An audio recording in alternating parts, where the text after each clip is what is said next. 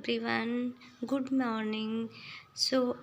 आज हम पढ़ेंगे प्योर लाइन सिलेक्शन। इससे पहले की वीडियो में हमने पढ़ा था मास सिलेक्शन। मास सिलेक्शन में प्रोसीजर सेम ही रहता है। इसको भी कम से कम 7 साल लग जाते हैं। प्योर लाइन सिलेक्शन की क्रियाविधि को 7 साल लगभग लग जाते हैं। 7 ईयर लगभग लग जाते हैं इसको। और मास सिलेक्शन को भी लगभग 7 ईयर लग जाते हैं। मास सिलेक्शन में हमने देखा था कि फिनोटाइपिक जो प्लांट हमने सेलेक्ट किया है प्रोसीजर के लिए, सेल्फ पॉलिनेशन क्रॉप में ही होता है। ये सेल्फ पॉलिनेटेड क्रॉप, मास सिलेक्शन, प्योर लाइन सिलेक्शन दोनों ही सेल्फ पॉलिनेटेड क्रॉप में होते हैं। तो मास सिलेक्शन में होता था कि हम फिनोटाइपिक प्लांट को फिनोटाइप से पहचान कर उसको सेलेक्ट कर लेते थे, और उसमें होमोजाइगस और हेटेरोजाइगस दोनों प्लांट को सेलेक्ट कर लिया जाता था। लेकिन इसमें ओनली होमोजाइगस प्लांट को ही सेलेक्ट करते हैं उनको जीनोटाइप को देख के ही हम सेलेक्ट कर लेते हैं। इसका मतलब ही है प्योर लाइन होनी चाहिए। होमोजाइगस प्रजननी होनी चाहिए सेल्फ पॉलिनेटेड क्रॉप की। तो प्योर लाइन थ्योरी जो थी वो जॉनसन ने दी थी। प्योर लाइन थ्योरी जॉनसन ने दी थी। प्योर लाइन थ्योरी जो थी वो जॉनसन ने दी थी।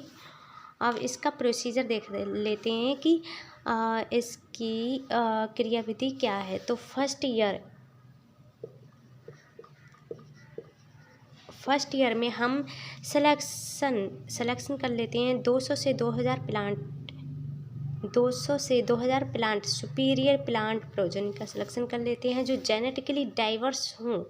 पॉपुलेशन में कोई भी पॉपुलेशन है, ये पॉपुलेशन है, प्लांट पॉपुलेशन है, इसमें जेनेटिकली डाइवर्स हो, होमोजाइगस हो, जैसे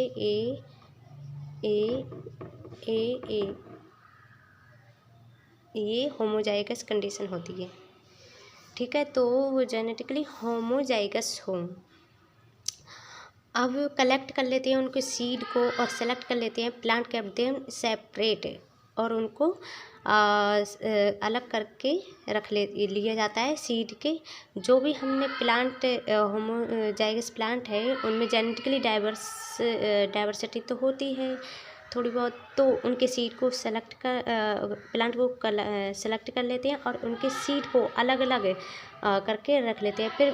फिर वो जो अलग अलग सीड निकाले हैं अलग अलग प्लांट से, तो उनका सेपरेट प्रोजेनी ग्रो करवाते हैं। Grow individual plant progeny from seed of selected plant.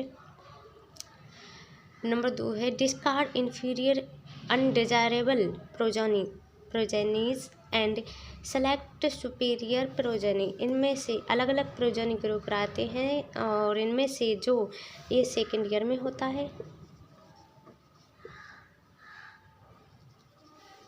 और इनमें से जो इन्फीरियर या फिर अनडिजायरेबल प्रोजेनी है उनको हम निकाल देते हैं, और हमारे जो डिजायरेबल प्रोजेनीज हैं उनको सेलेक्ट कर लेते हैं। सुपीरियर प्रोजेनी को हम सेलेक्ट कर लेते हैं। नेक्स्ट ये सेकेंड ईयर में हो गया।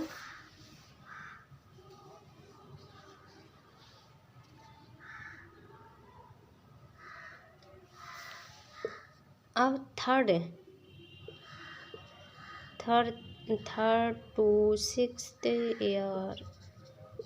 अब तीसरे से छठे साल में हम परफॉर्म करते हैं इसको इनिशियली यील्ड ट्रायल, और इसको हमने मास सिलेक्शन में भी बताया था। इसको हम जोन टेस्ट भी बोलते हैं।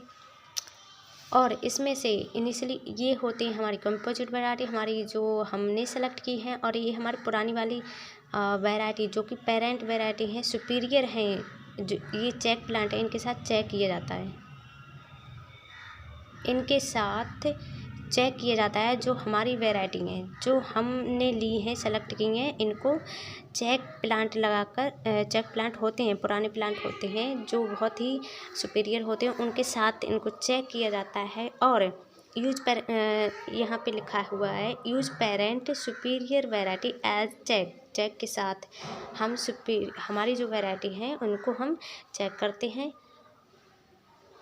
अब क्या करते हैं, सेवेंथ ईयर में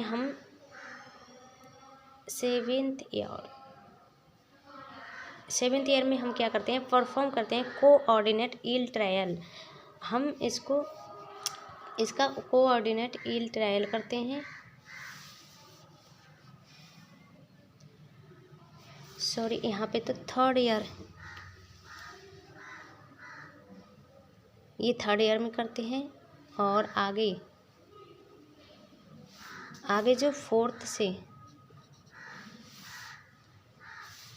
चौथे से छठवीं साल तक 2 साल तक हम इनिशियली यील्ड ट्रायल परफॉर्म करते हैं कोऑर्डिनेट यील्ड ट्रायल का परफॉर्म करते हैं। इसमें हम 2 सालों तक, और इसमें क्या करते हैं, डिजीज़ रेजिस्टेंट और क्वालिटी टेस्ट को हम चेक करते हैं कोऑर्डिनेट यील्ड ट्रायल करके। और उसके बाद क्या होता है, हम 8वें ईयर पे इसको रिलीज़ कर देते हैं most superior progenies as a new variety. इसको न्यू वैरायटी के रूप में हम ब्रीडर जो है वो रिलीज़ कर देता है। लेकिन ये सीड जो होते हैं वो कैसे होते हैं, ब्रीडर सीड होते हैं, न्यूक्लियस सीड होते हैं, जो कि फार्मर को डिस्ट्रीब्यूट नहीं किए जाते सीधे। ये सीड जो होते हैं नेशनल सीड कॉरपोरेशन एजेंसी में जाते हैं, ले जाया जाता है। इसके बाद इनको फाउंडेशन, ये जो सीड जाते हैं ये ब्रीडर सीड होते हैं जो नेशनल सीड कॉरपोरेशन एजेंसी में जाते हैं, और वहाँ पे उनको फाउंडेशन सीड बनाया जाता है। फाउंडेशन सीड भी फार्मर को डिस्ट्रीब्यूट नहीं किया जाता है। और इसके बाद इनको सर्टिफाइड सीड के रूप में विकसित डेवलप किया जाता है, जो कि फार्मर के लिए डिस्ट्रीब्यूट किया जाता है। सर्टिफाइड सीड ही फार्मर्स में डिस्ट्रीब्यूट किया जाता है। ये जो ब्रीडर सीड होता है ये गोल्डन येलो टैग इसमें लगाकर भेज देते हैं NSC के पास। तो जो फार्मर के लिए डिस्ट्रीब्यूट होता है वो होता है सर्टिफाइड सीड।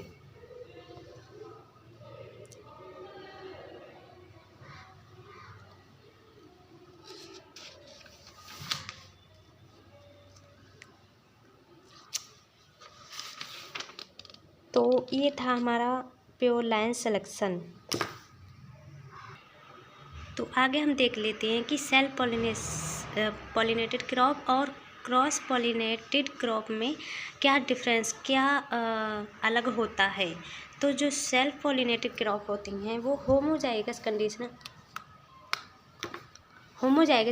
की होती हैं, जैसे ये हो गया, ऐसे होमोजाइगस कंडीशन में होती हैं। जो क्रॉस पॉलिनेटेड क्रॉप जो होते हैं वो हेट्रोजाइगस होती हैं, ऐसे वह हेट्रोजाइगस होती हैं।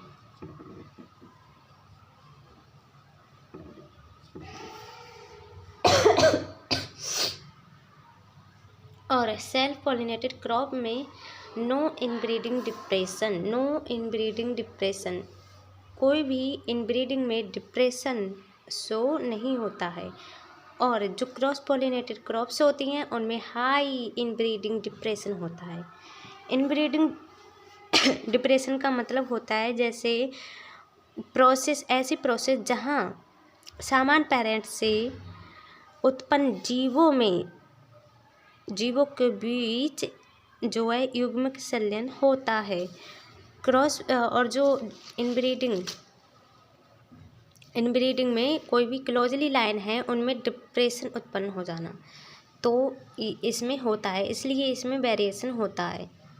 इसलिए इसमें क्रॉस पॉलिनेटेड क्रॉप में अधिक वेरिएशन देखने को मिलता है, क्योंकि ये जो क्रॉप होती हैं वो हाईली इनब्रीडिंग डिप्रेशन वाली होती हैं या हाईली इनब्रीडिंग डिप्रेशन शो करती हैं। तो नेचुरली क्रॉस पॉलिनेटेड जो होती है वो अगर हम सेल्फ पॉलिनेशन करवाएं तो इनब्रीडिंग करवाते जाएं तो उनकी जो रिडक्शन जो परफॉर्मेंस में कमी आ जाती है, इसी को ही इनब्रीडिंग डिप्रेशन कहते हैं।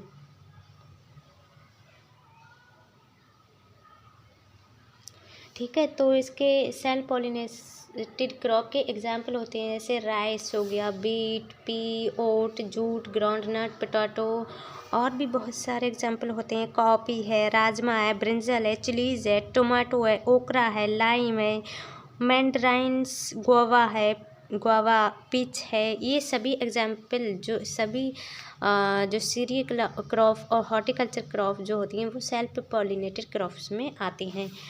और क्रॉस पॉलिनेटेड क्रॉप जो होती हैं वो मेज है, पाल मिलेट है, मस्टर्ड है, सनफ्लावर है, सुगर बीट है, बनाना है, गार्लिक है, इत्यादि जो फसलें होती हैं सीरियल क्रॉप और हॉर्टिकल्चर क्रॉप दोनों ही प्रकार की क्रॉप से क्रॉस पॉलिनेटेड होती हैं। इसके अलावा कोल क्रॉप भी होती हैं क्रॉस पॉलिनेटेड, और जो रूट क्रॉप होती हैं वो भी क्रॉस पॉलिनेटेड होती हैं। कुकर बीट भी क्रॉस पॉलिनेटेड क्रॉप है, और लूसर्न है।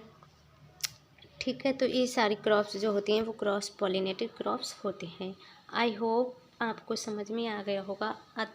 अगर नहीं आया है तो प्लीज़ कमेंट